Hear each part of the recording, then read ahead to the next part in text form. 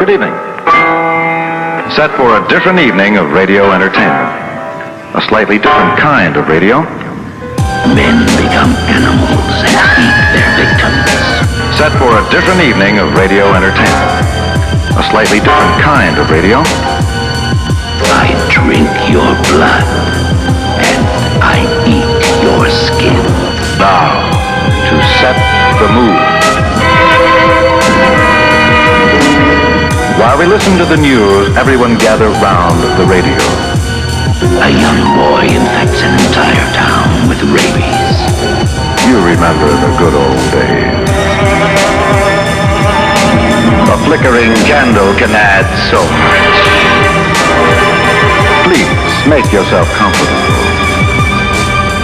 Receptive. And don't turn around. Turns a group of men into a band of bloodthirsty zombies ravaging a peaceful countryside. If you don't turn around, it will go away. We'll make your blood curdle and your skin burn. In the semi-darkness, it's coming. But don't turn around. It will go away.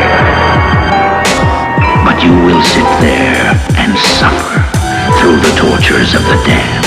It's just my imagination. Or did that candle just give a sudden flicker? You will sit and watch this shocking ugliness. Must be a flash. It's just my imagination. Splashing across the screen, you will ask yourself, what acts of sadism will this electric knife be used for? But what about your imagination? What horrors will be performed with this axe, this hose, this dagger? Tonight, let us take you into a new world of your imaginative mind. What was that in the corner? Nothing? This gun, this sword, all the implements necessary to make this the ultimate in adult horror film. Must be just my imagination. We have painted a bloody picture, but it is only a small part of what actually takes place in just my imagination. I drink your blood and I eat your skin. Tonight we hope to bring you into a new and totally fascinating world. And you take it. If you have a strong constitution, we challenge you to test it and sit through Tonight. But don't turn around. Keep perfectly still and silent. Months since Alfred Hitchcock's Psycho has a motion picture probed the uncontrollable passions of the mind's darkest corridors with the violent realism of... I can see it. A hairy, scaly arm with long, curving, hideous nails is trying to reach your neck. But don't turn around.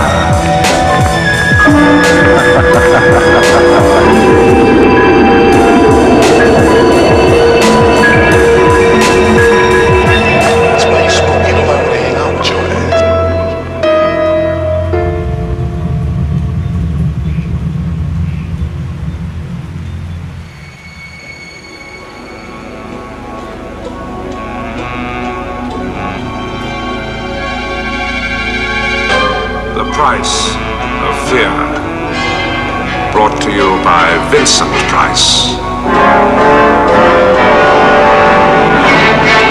Hello there. Do you own a cat? Or rather, I should say, does a cat own you? Doesn't it strike you as strange that despite centuries of domestication, cats have never really lost their independence, their ruthlessness? To cats, life is still the lore of the jungle. Just try taking liberties with your cat. Be he never so tame, and you'll soon be put in your place. I've always had a healthy respect for cats, despite that one time when I was forced to. Oh, but let me tell you, I think I'll call the story Cat's Cradle. Several years ago, I was making a movie in Germany. There was some sort of hold-up during shooting, a tiresome and boring state of affairs that happens all too often. And I found myself with some days on my hands, so I decided to visit some of the beautiful old castles of Bavaria. High on my itinerary was Sonderberg in Franconia, near the Württemberg border. Sonderberg tends to get overlooked by main tourist trade, yet it is one of the most complete examples I know of a medieval market town which has survived comparatively intact. I checked in at one of the local hotels late one afternoon, and while they were getting my room ready, I sat down at one of the little tables near the door and ordered a drink, a large tankard of their local beer, actually. At the next table sat a young couple, whispering intently, but their voices were angry and out of control, and as I sat enjoying my beer, it was impossible not to overhear that they were deep in some childish tip. Beth, for God's sake, stop talking nonsense. How dare you say it's nonsense? It is nonsense, and you know it. I never even looked at the damn woman. I don't know how you could be so callous. Did you see how disgustingly fat she was? I tell you, I didn't notice her at all. Liar. Oh, shut up. Oh, God, what a start to married life. Look, Beth, you're tired. I'm tired. It's all been a strain. Let's not say things we'll be sorry for. Let's have an early night. The next best thing to your German hausfrau. Oh, for the last time, I didn't fancy her. If you're going to carry on like this every time I look at another woman, you'd better tear my ruddy eyes out. Ah, so now you admit you looked at her. Oh, for heaven's sake. The young man glanced uneasily in my direction, obviously wondering if I'd become an involuntary eavesdropper. Of course I had. And I certainly had no intention of making myself scarce. Isn't this a charming town? Yes, charming. Delightful. You on vacation? Yes. That is, We're on our honeymoon. Oh, are you? Are you indeed? Well, what an ideal place to spend it. We haven't exactly succumbed to its charms yet. We've only just arrived. Well, give it time. Sonderberg is a step back into the past.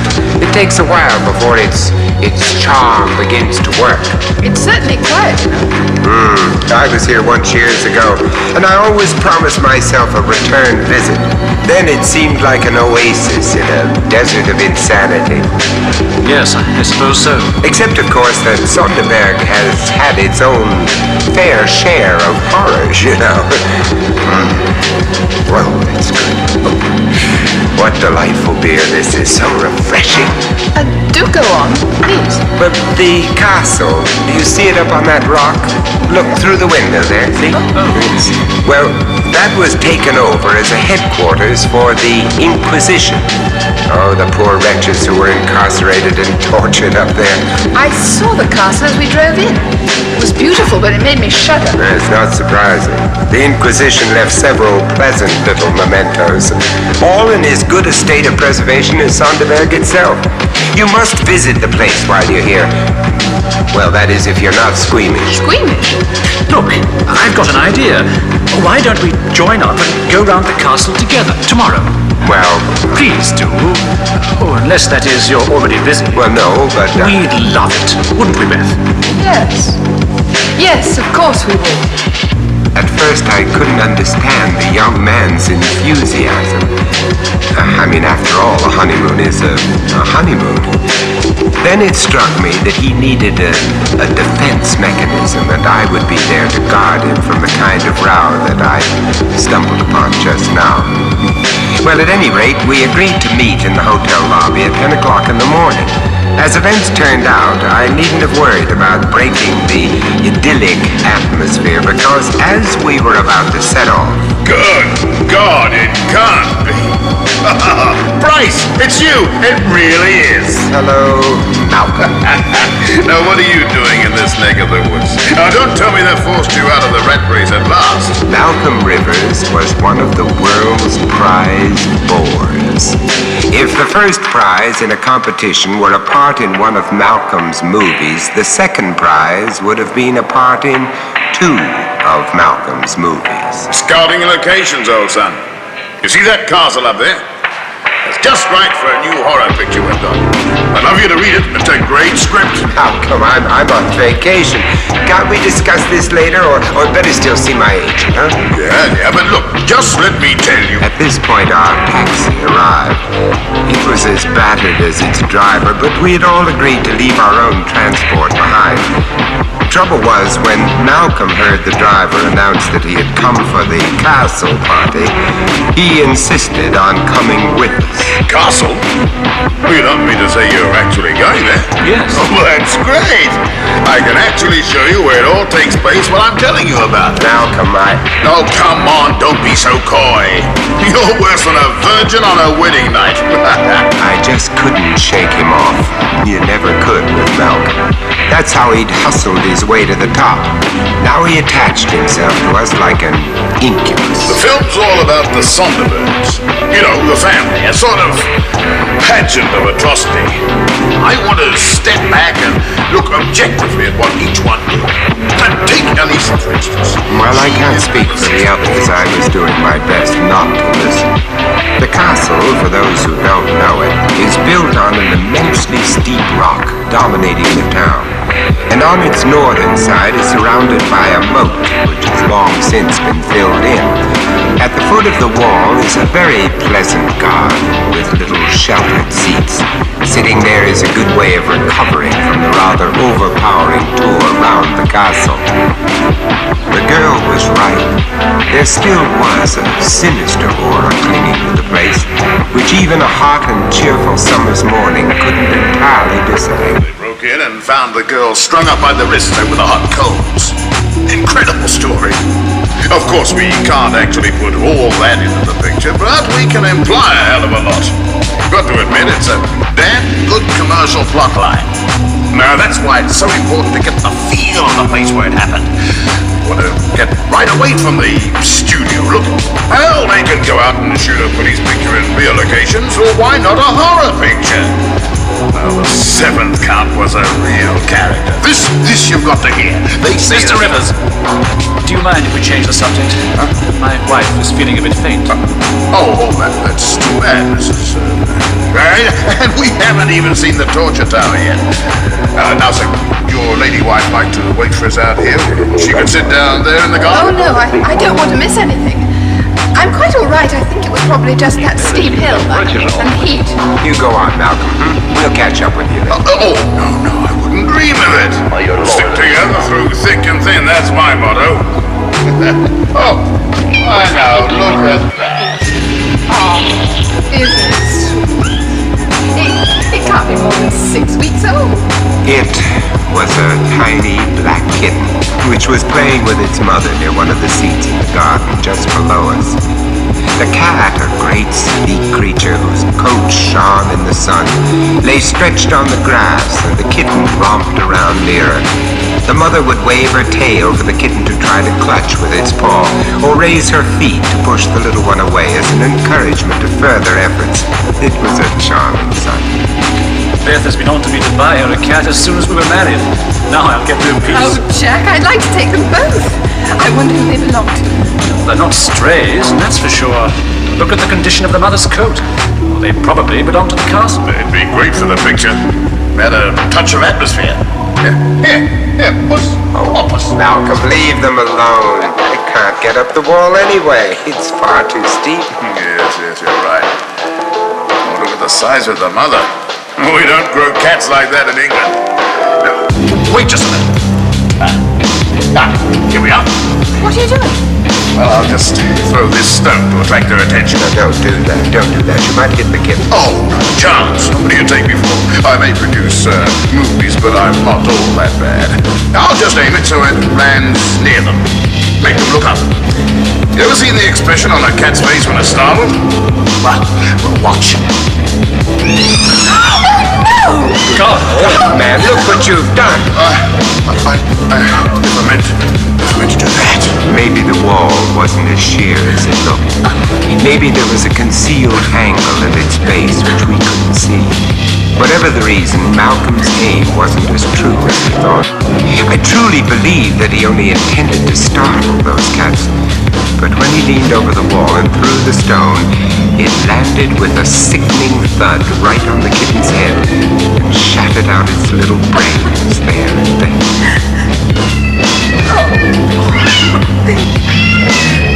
Mother cast a swift upward glance, and I saw her eyes flash like green fire as she stared for an instant at Malcolm Rivers. Then her attention was given to the kitten. After one quiver, it lay still, while a thin red trickle oozed from a gaping wound. Poor thing. It's happened for the world. I can't understand it. The cat was assiduously licking the kitten's wound. And then, suddenly she stopped. She must have realized that it was dead, that her ministrations were useless. For all at once she appeared to lose all interest in the pathetic little body.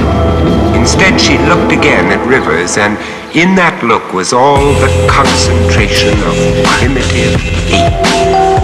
Her green eyes blazed, and the blood which dabbled her mouth and whiskers made her look for all the world like an avenging fury. There, Malcolm, I hope you're satisfied. That's something for your horror film. And you have the consolation of knowing it's real blood and not vegetable dye.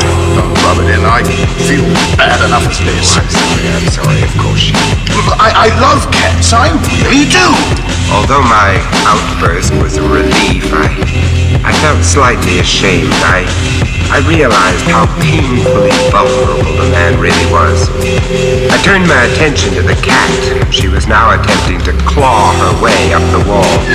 When this failed, she tried to launch herself into the air, eyes blazing, claws distended, and then she fell back. Let's go on. I can't bear it. Do you want to go home? We can come back tomorrow. I think a brandy would do you good. I think a brandy would do us all good. No, I don't want to go back to the hotel. I want to see the castle. Let's go on. In face of her obvious determination, there was nothing else we could do. At least the tour would divert her mind, or so we hoped. And we also hoped that Malcolm would be deterred from prattling on about his inane script. But no. I really expect to pick up some great vibrations in the torture tower. It's just over there. You see, you can't expect to involve your audience unless you involve yourself. Now that's the basic rule. You've got to be convinced. That's why so many movies are just laughable. Nobody is convinced, least of all the makers. I remember one crazy scene. This will kill you. As Malcolm laughed, I looked back at the cat. She too had heard, and her whole demeanor seemed to change. She no longer tried to jump or run up the wall, but instead began to lick and fondle the dead kitten as if it were alive. Then she took it in her mouth and began to follow us until we reached the limit of the wall's boundary. I thought I was the only one who noticed, but I was wrong. Mr. Rivers, I know this may sound silly, but I think that cat means to do you harm. Oh, now that I like. Oh, let's keep a sense of proportion about this. I'm terribly sorry about what happened, but I refuse to avoid dark alleys over a damn cat. Besides, she probably has a litter of others under some... Yes, Bev, I think you're being melodramatic. Do you? Look, Bev, are you sure you wouldn't rather call it a day? Oh, for heaven's sake, stop fussing. I said I was all right, didn't I? Or are you trying to get rid of me? Now, don't start that again. All I was trying to do was to give Mr. Rivers a perfectly reasonable warning. I think all our tempers are a little frayed.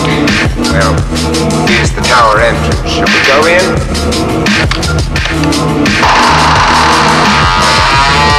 I tried to sound unconcerned, but somewhere in the back of my mind I had a sneaking feeling that the girl was probably there.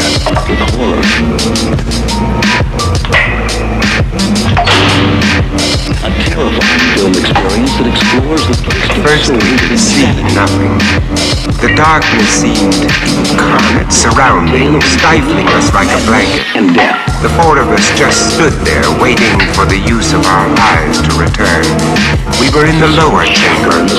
The thin sunlight filtering in through a tiny window seemed to lose itself in the thickness of the walls which were coated with the dust of centuries. Here and there were patches of dark stain. Only Rivers, naturally, remained comparatively unmoved. Not much room for cameras down here. Still, I suppose we could manage. Excuse me, but you are English? Yes. Well, three of us are. I think your English are interested in tortures, yes? Yes. You would like to see our collection? Yes. The best in German. Thank you very much. Perhaps you could show us around. You will follow me, please. You are my first party of the day. The main collection is on the floor above. I think you will find them interesting. I remembered the wealth of stories about the legendary cruelty of the Counts of Sonderberg, and of course their ladies. It was said that they had found a legitimate outlet for their bloodlusts by channeling them into the service of the officers of the Inquisition. None of your half measures here. Wow! Look at all that! We found ourselves in a room full of torture instruments. Chairs full of spikes which gave instant and excruciating pain. Steel cages in which the head could slowly be crushed into a pulp. Racks, belts, boots, gloves, collars, and all around the walls great headsmen's swords, evil, keen-edged weapons that would decapitate with one slash, and nearby blocks where the victims' necks had lain, with deep notches where the steel had bitten through the guard of flesh and shored into the wood. We all found ourselves speechless in the face of this bestial evidence of man's inhumanity to man.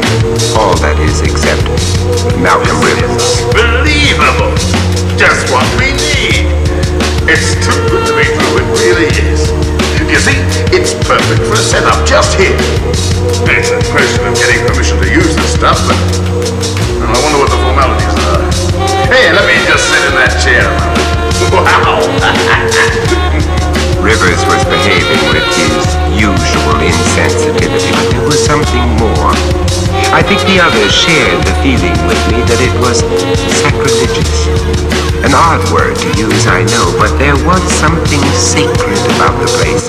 It was a temple, but a temple to evil. Now over here, sirs and madam, is a famous instrument of the Inquisition.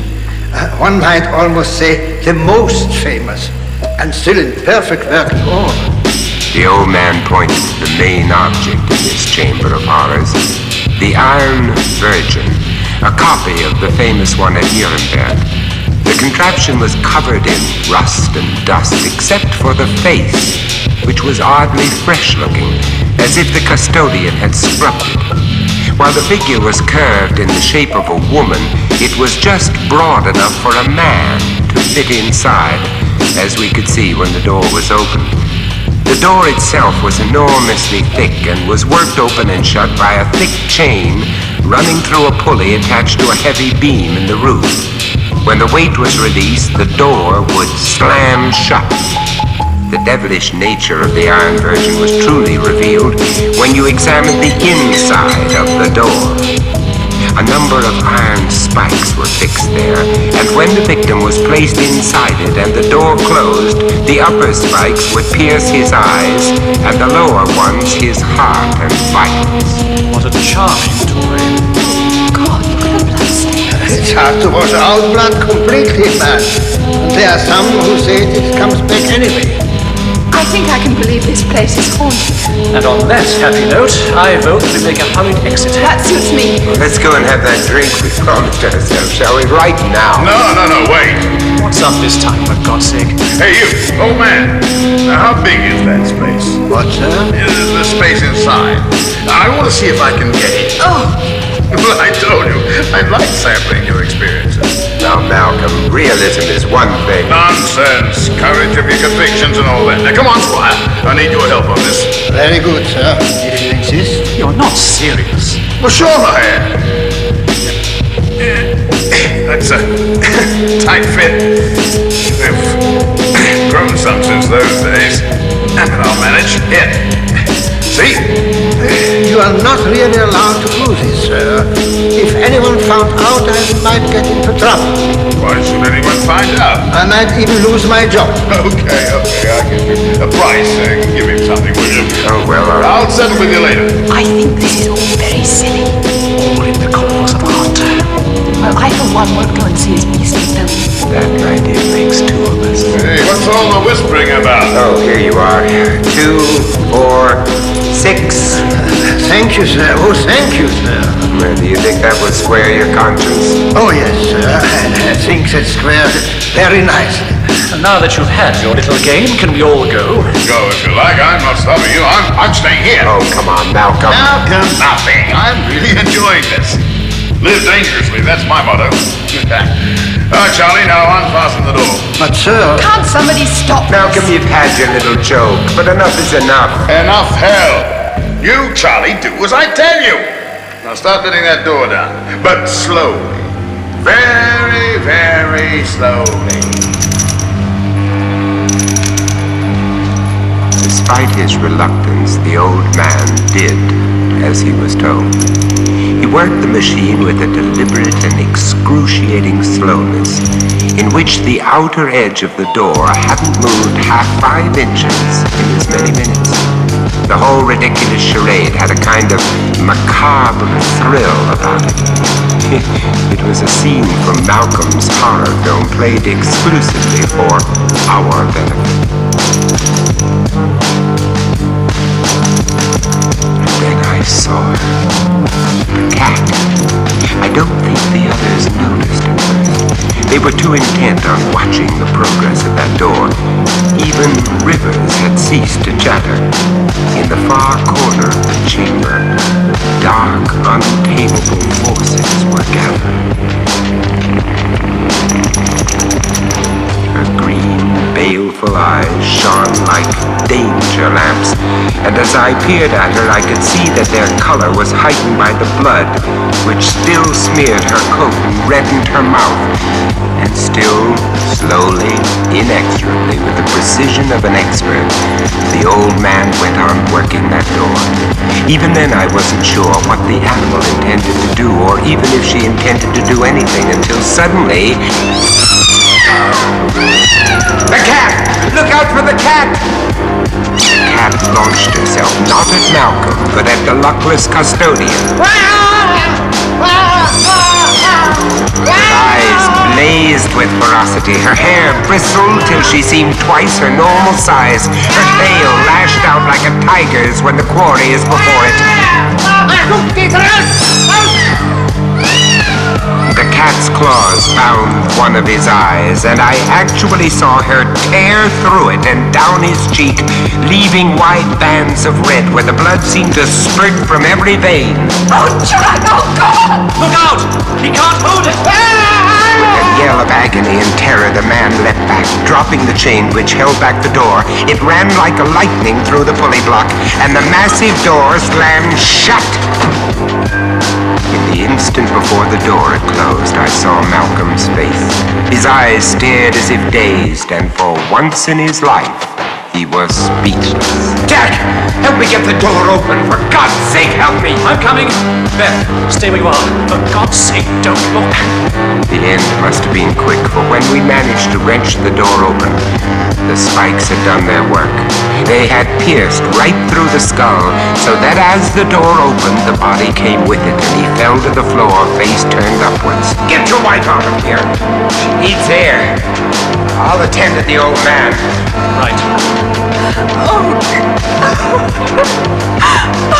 The old custodian was leaning against the wooden pillar, holding his reddening handkerchief to his eyes, while on the face of poor Rivers, there sat the cat, purring purring loudly as she licked the blood which trickled through the gashed sockets of his eyes. I pushed her away from her ghoulish meal and, well, I hope no one will call me cruel because I seized one of the old executioner's swords from its rack on the wall and with one slash shore her in two on the spot. Poor Malcolm. He'd had his total experience, a good deal more total than he'd bargained for. Cozy, wasn't it? You see what I mean about cats? You never can tell.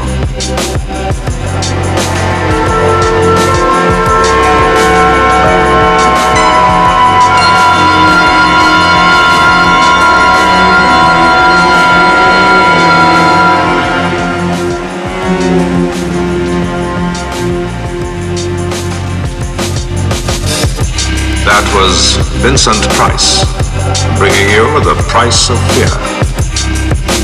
Also starring in this story, Cat's Cradle, were Kenneth J. Warren and Frederick Schrecker, with John Sampson and Bonnie Howard.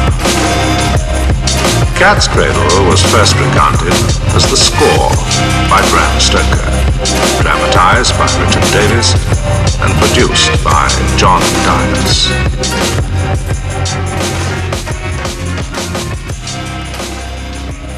Hear noises. I didn't sleep well last night. All I want is for someone to believe me. Just remember to regulate your volume now. The Foghorn is a fascinating story to me because of its genesis. I lived in Venice, California for about 10 years, and I was walking along the beach one night with my wife and came upon the ruins of the old Venice Pier, the great roller coaster lying there in the sand with the wind blowing around it and covering it with water. And I looked at the bones of the great roller coaster and I turned to my wife and I said, I wonder what that dinosaur is doing lying here in the sand. My wife pretended not to hear and we walked on. 3 nights later, I sat up in bed in the middle of the night. There was fog outside the window. And far out in the Santa Monica Bay, I heard this great foghorn blowing over and over and over again. I said, oh yes, of course, that's it.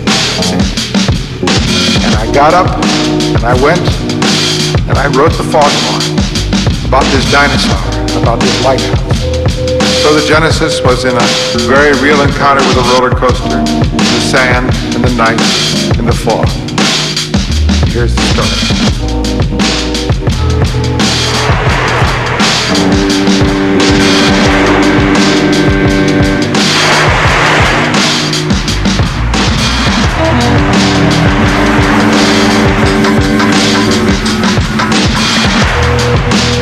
Out there in the cold water, far from land, we waited every night for the coming of the fog, and it came. And we oiled the brass machinery and lit the fog light up in the stone tower. Feeling like two birds in the gray sky, McDonough and I sent the light touching out red, then white, then red again, to eye the lonely ships. And if they did not see our light, then there was always our voice, the great deep cry of our foghorn, shuddering through the rags of mist, startle the gulls away like decks of scattered cards, and make the waves turn high and fall. It's a lonely life, but you're used to it now, aren't you? Asked my son. Yes, I said. You're a good talker, thank the Lord.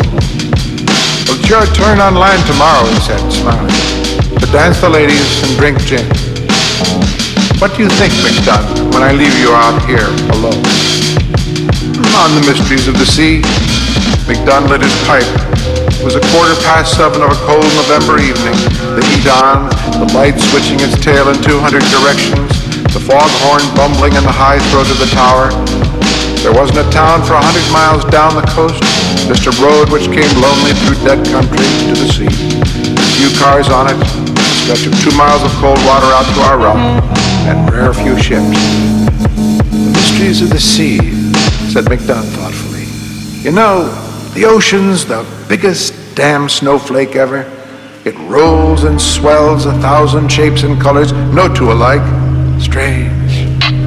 One night, Years ago, I was here alone, when all of the fish of the sea surfaced out there. Something made them swim in and lie in the bay, sort of trembling, staring up at the tower light, going red, white across them, so I could see their funny eyes. I turned cold. They were like a great peacock's tail, moving out there until midnight. Then, without so much as a sound, they slipped away. The million of them were gone. I kind of think maybe in some sort of way they came all those miles to worship. Strange. But think how the tower must look to them, standing 70 feet above the water, the god light flashing out from it, and the tower declaring itself with a monster voice. They never came back, those fish. But don't you think for a while they thought they were in the presence? I shivered. I looked out at the long, gray lawn of the sea, stretching away into nothing and nowhere. Oh, the sea's full. McDunn puffed his pipe nervously, blinking. He'd been nervous all day and hadn't said why. For all our engines and so-called submarines, it'll be 10,000 centuries before we set foot on the real bottom of the sunken land, in the fairy kingdoms there, and no real terror. Think of it, it's still the year 300,000 before Christ down under there. While we've paraded around with trumpets, lopping off each other's countries and heads, they have been living beneath the sea 12 miles deep and cold, in a time as old as the beard of a comet. Yes, it's an old world. Come on, I got something special I've been saving up to tell you. We ascended the 80 steps, talking and taking our time. At the top, McDunn switched off the room lights so there'd be no reflection in the plate glass. The great eye of the light was humming, turning easily in its oiled socket. The foghorn was blowing steadily, once every 15 seconds. Sounds like an animal, don't it? McDunn nodded to himself.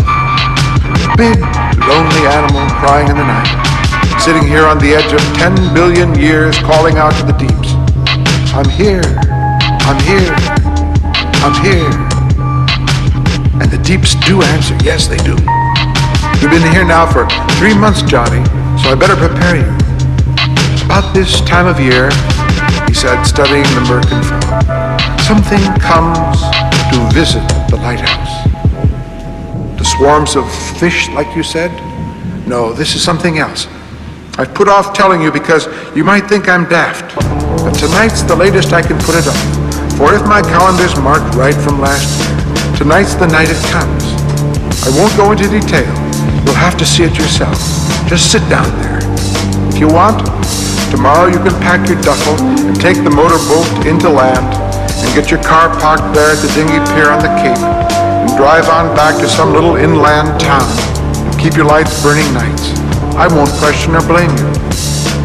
It's happened 3 years now, and this is the only time anyone's been here with me to verify. You wait and watch. Half an hour passed, with only a few whispers between us. When we grew tired waiting, McDunn began describing some of his ideas to me. He had some theories about the foghorn itself. One day, many years ago, a man walked along and stood in the sound of the ocean on a cold, sunless shore and said, "We need a voice to call across the waters, to warn ships. I'll make one. I'll make a voice like all of time and all of the fog that ever was. I'll make a voice that is like an empty bed beside you all night long, and like an empty house when you open the door, and like trees in autumn with no leaves. A sound like the birds flying south crying.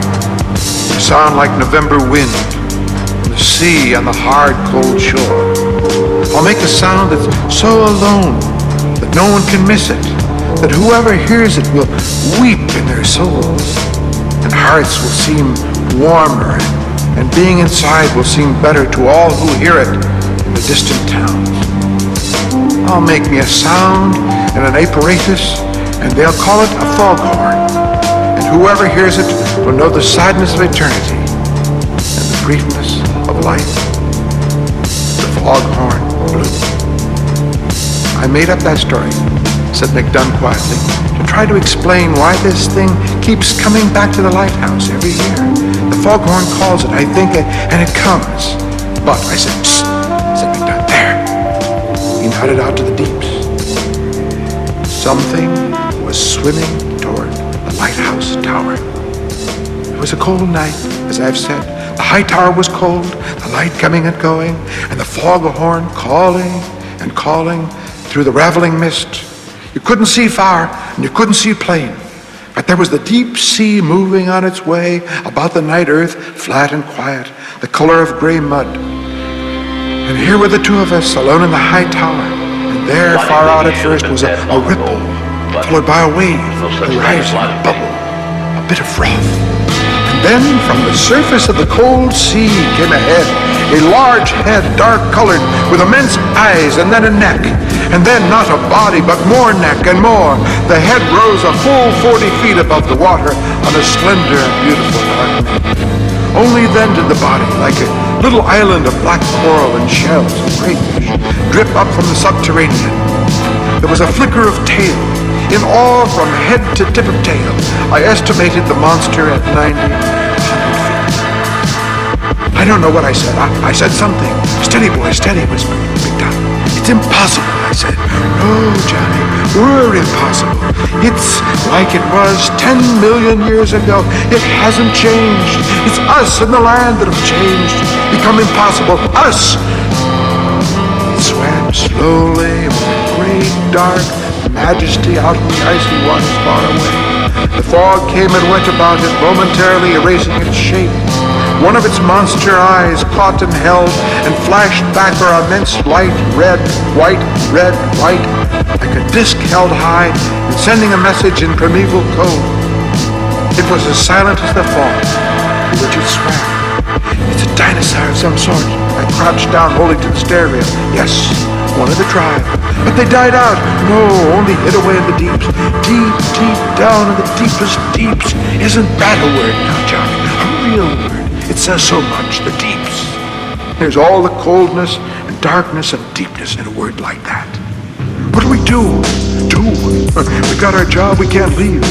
Besides, we're safer here than in any boat trying to get to land.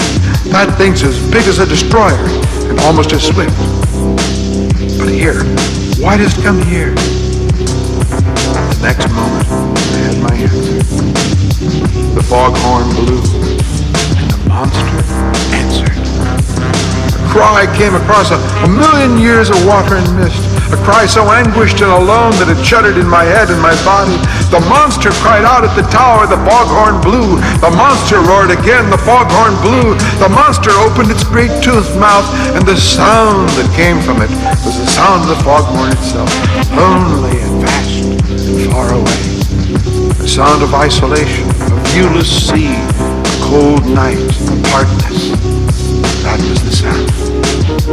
No, whispered McDunn. Do you know why it comes here? I nodded. All year long, Johnny, that poor monster there, lying far out 1,000 miles at sea and 20 miles deep maybe, biding its time. Perhaps it's 1,000,000 years old, this one creature. Think of it, waiting 1,000,000 years. Could you wait that long? Maybe it's the last of its kind. I sort of think that's true. Anyway, here comes men on land and build this lighthouse 5 years ago. It set up their foghorn and sounded out toward the place where you bury yourself in sleep and see memories. A world where there were thousands like yourself, but now you're alone. All alone in a world not made for you. A world where you have to hide. The sound of the foghorn comes and goes, and you stir from the muddy bottoms of the deeps. And your eyes open like the lenses of 2-foot cameras, and you move slow, for you have the ocean sea on your shoulders, heavy. But that foghorn comes through 1,000 miles of water, faint and familiar, and the furnace in your belly stokes up, and you begin to rise, slow. You feed yourself on great slakes of cod and minnow, on rivers of jellyfish, and you rise slow through the autumn months, through September, when the fog started, through October, with more fog and the horn still calling you on, and then late in November, after pressurizing yourself day by day, a few feet higher every hour, you are near the surface and still alive. You've got to go slow. If you surfaced all at once, you'd explode. So it takes you all of 3 months to surface, and then a number of days to swim through the cold waters to the lighthouse. And there you are out there in the night, Johnny, the biggest damn monster in creation. And here's the lighthouse calling to you with a long neck like your neck sticking way up out of the water, and a body like your body, and most important of all, a voice like your voice. Do you understand now, Johnny? Do you understand? The foghorn blew. The monster answered. I saw it all. I knew it all. A million years of waiting alone for someone to come back who never came back. The million years of isolation at the bottom of the sea. The insanity of time there, while the skies cleared of reptile birds, the swamps dried on the continental lands, the sloths and saber-tooths had their day and sank in tar pits, and men ran like white ants upon the hills. The foghorn blew. Last year, said Macduff, that creature swam round and round, round and round all night, not coming too near, puzzled, I'd say, afraid maybe, and a bit angry after coming all this way. But the next day, unexpectedly, the fog lifted, the sun came out fresh, the sky was as blue as a painting, and the monster swam off away from the heat and the silence and didn't come back. I suppose it's been brooding on it for a year now, thinking it over from every which way.